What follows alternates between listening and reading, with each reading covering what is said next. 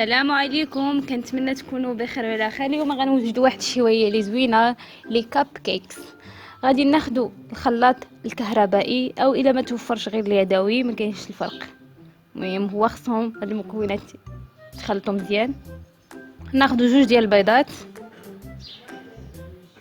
اللي زوين في هادو انهم كياخذوا لنا في الطحين غير واحد كاس وربع ديال الطحين، ما كياخذوش بزاف.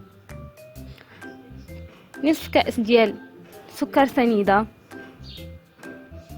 ساشي ديال الفاني.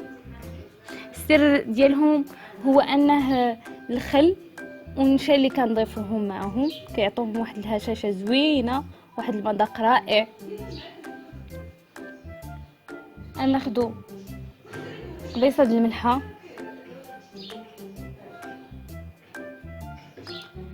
ربع كاس ديال الزيت،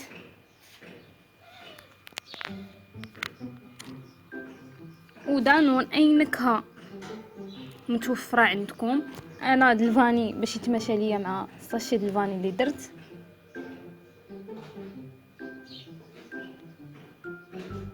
من بعد غادي نديروا المكونات يتخلطوا لينا مزيان.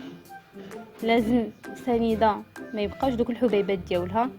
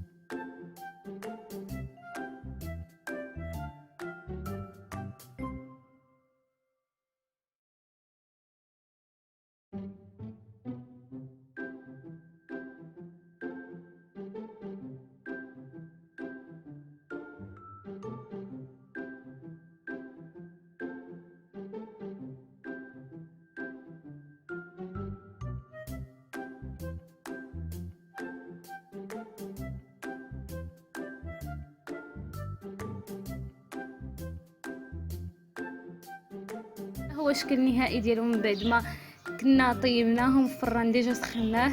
كنطفيو على الفوقاني وكنديروا نار مهيله في التحت. كيجيو كما كتشوفوا هشاشين وخاويين من الداخل. المهم كيجيو زوينين بزاف، كنتمنى تجربوهم، ما غاديش تندموا. شكرا.